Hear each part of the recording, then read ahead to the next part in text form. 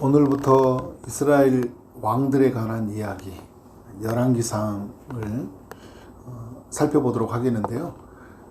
1장부터 11장까지는 다윗과 솔로몬 왕에 관한 이야기입니다. 통일왕국에 관한 이야기죠.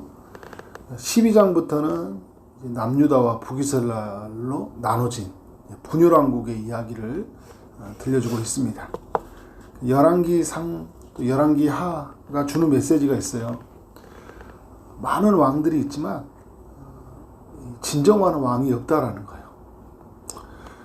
그러면서 진정한 왕이 이 땅에 와야 된다라는 이제 메시지를 주고 있어요.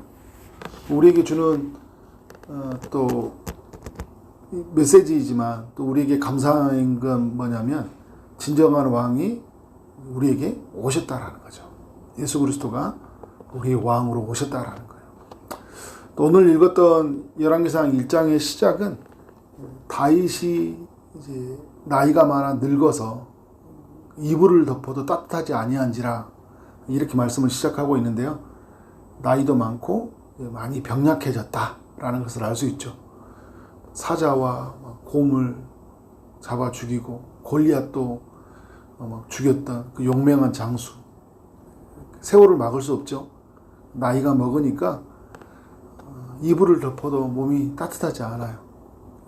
인간은 이렇게 결국은 이렇게 늙어가고 힘을 잃어간다. 그런데 여러분 이 아들 아도니아가 있잖아요. 아도니아가 왕위를 노리는 거예요. 아버지가 많이 약해지니까. 이 아도니아는 지금 장자적 역할이거든요. 형들이 지금 죽었잖아요. 첫째, 셋째 형은 죽었고, 둘째는 죽었는지 아니면 왕위를 내려놨는지 그 이야기 기사가 없으니까. 지금 아도니아가 넷째인데, 실제적으로 보면 지금 장자 역할이에요. 장자 역할로서 해야 될 일이 뭘까요? 아버지를 잘 도와야 되겠죠. 몸이 많이 약해져 있으면 그 아버지가 못하는 부분들을 많이 좀 도와드려야 되는데 어떻게 해요? 자기가 왕인 것처럼 행동을 합니다. 이게 문제예요. 압살롬하고 많이 닮았어요. 그래서 보면 이제 압살롬 6절에 보면 다음에 태어난 자요 이렇게 표현한 거 보면 압살롬과 비교해주고 있어요. 5절에 보니까 학기스의 아들 아도니아가 스스로 높여서 이르기를 내가 왕이 되리라. 자기 자신을 높여서 어떻게 한다는 거예요? 왕이 된다는 거예요. 이 아들은 이제 왕자이면서 신하예요. 자기가 스스로를 높여서 왕이 되는 게 아니라 왕은 하나님이 높여주셔서 왕이 되는 거예요. 그래서 여러분 왕은 되어지는 거예요. 리더도 그렇습니다. 되어지는 거예요. 되어지는 거.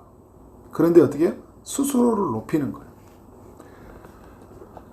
그런데 보면 이 5절 하반절에 이렇게 보니까 자기를 위하여 병거와 기병과 호위병 50명을 준비했다고 하잖아요. 왕처럼 행세한 거예요. 왕처럼. 누구하고 닮았냐? 압살롬하고 많이 닮았죠. 압살롬이 이랬잖아요. 자기가 왕처럼 행세를 하잖아요. 이 왕이 이 군사를 데리고 이렇게 이동하는 모습들, 호령하는 모습들을 지금 이 아버지가 아픈 이 사이에 자기가 왕처럼 행동을 하고 있는 거예요. 또 5절도 보니까 압살롬처럼 어떻게 해요? 6절에 보니까 용모가 심히 준수하다. 압살롬 다음에 태어났는데 아주 잘생긴 거예요. 이 잘생긴 이 아들. 그런데 이 아들이 넘어서고 있죠. 그러니까 왕이 되려고 하지 말고 연로한 아버지를 돕는 역할을 해야 되는데 그 자기의 이치를 넘어서는 거예요. 여러분 이 사탄도 자기 이치를 넘어서는 것들 시작했잖아요. 그죠? 교만해서. 그래서 그 인간의 그 가장 큰 죄 중에 하나가 교만이에요. 교만. 교만은 매우 무서운 거예요. 나의 이치를 잊어버리는 거. 이 이스라엘의 왕은 누구예요? 다윗이 왕이 되면서 이스라엘 왕이 누구인지를 보여줬잖아요. 하나님이 왕이다. 그러면 여러분, 이 아도니아가 뭘 생각해야 될까요? 아버지 속에서 비춰주시는 그 하나님이 이스라엘 왕이니까 철저하게 왕 대신 그 하나님을 드러내야 되잖아요. 그런데 그렇지 못해요.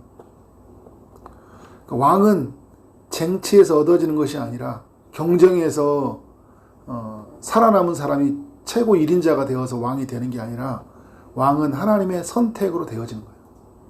하나님이 기름 부어주셔서 사울도 그렇고 다윗도 그렇고 그렇잖아요. 기름 부어주셔서 왕이 된 거예요.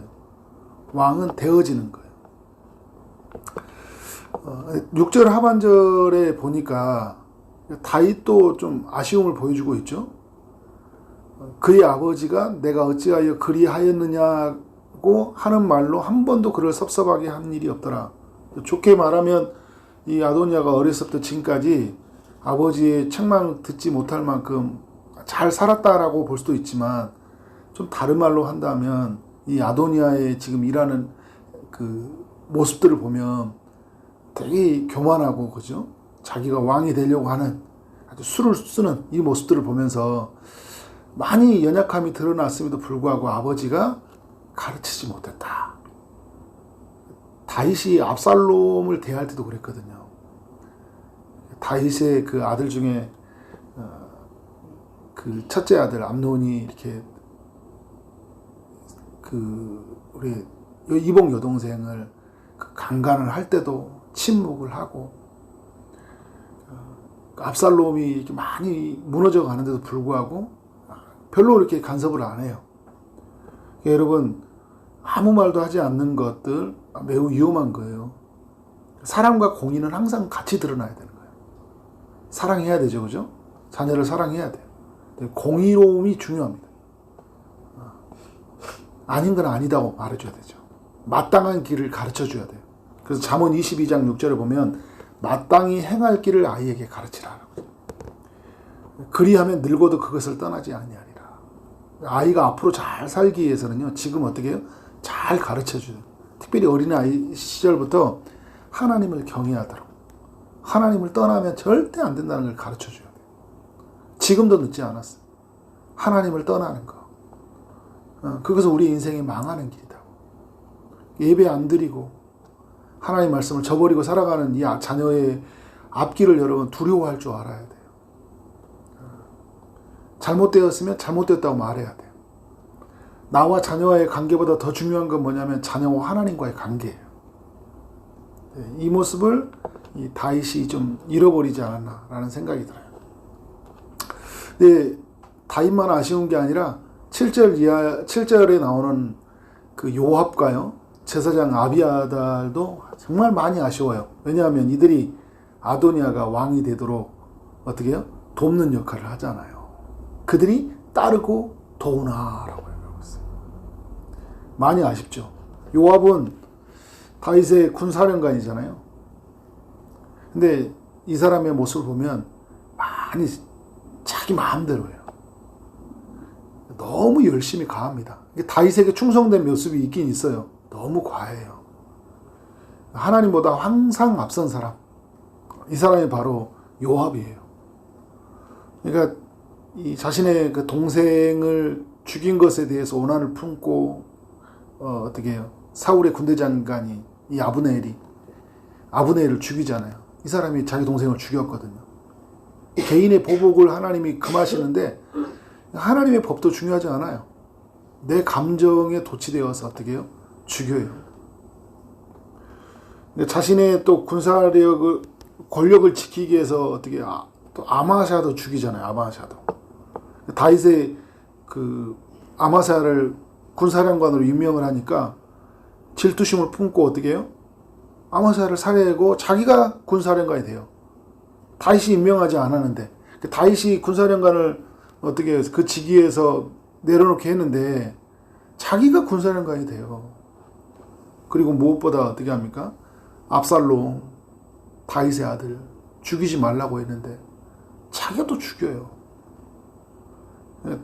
다윗에게 또 이렇게 여러 모습으로 또 좋은 조언을 했던 것들도 있어요. 그런데 안 좋은 역할로 너무 많이 이 사람이 쓰여졌어요. 근데 여기서도 어떻게 해요? 다윗이 나이가 많으니까 아도니아를 왕으로 세우려고 하고 있어요. 다윗에게 묻지도 않고 하나님에게 물음도 없고 자기가 원하는 것을 그냥 다 하는 사람이에요. 자기가 하고 싶은 거 다 하는 거예요. 여러분, 그래서 예수 믿는 거는 내 하고 싶은 대로 다 하는 게 아니에요. 내 마음이 원하는 대로 다 하는 게 아니죠. 하나님의 뜻이 무엇인가? 늘 성령의 인도를 받고 순간순간마다 하나님의 뜻을 물으면서 하나님 보시기에 좋은 결정을 해나가야 되잖아요. 그렇지 못하는 모습을 요압이 보여주고 있다라는 거죠. 나의 역할을 잊어버린 사람이죠. 하나님보다 많이 앞선 사람들. 바로 이제 나의 역할을 잊어버린 거는 이제 다윗도 마찬가지죠. 아버지로서 역할을 잊어버리고. 그리고 요압도 어떻게 해요? 군사령관으로서 역할을 잊어버렸던 거예요. 그리고 하나님의 백성으로서 역할을 잊어버린 사람들.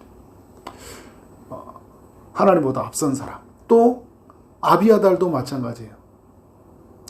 아비아달은 이스라엘의 대제사장으로 임명된 사람이잖아요. 다윗과 오랫동안 함께 있었던 다윗의 신실한 동역자이기도 하면서 다윗이 이렇게 지금까지 살아오는 여정 속에 계속 함께 해줬던 그런 사람이에요. 사울이 제사장들 85명 돌이켜 갈 때 그때 살아남은 사람이 아비아달이잖아요. 이 아비아달을 다윗이 제사장으로 삼고 그래서 같이 함께 동역해 왔어요. 그런데 마지막이 어때요? 마지막에 아도니아를 지지하는 거예요.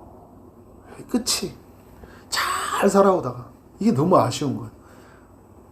진짜 은혜로 혼자 살아남아가지고 그리고 제사장까지 되고 신실하게 하나님을 동력하다가 마지막 순간에 정말 하지 말아야 될 일들, 그죠?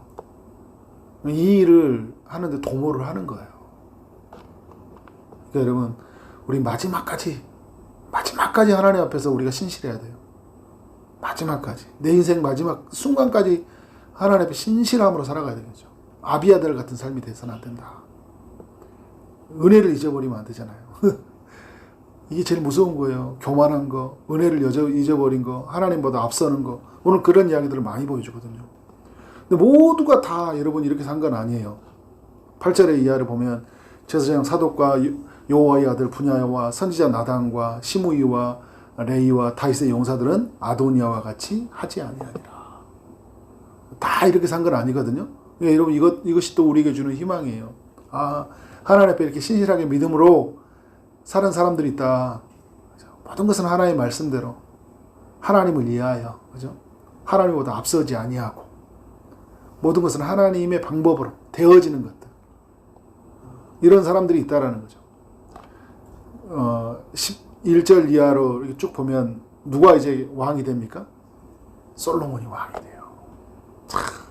이 아도니아가 막 제사 드리고 하는 의식들을 치르면서요, 자신이 왕이 된다는 것을 아주 이제 공개적으로 드러내요.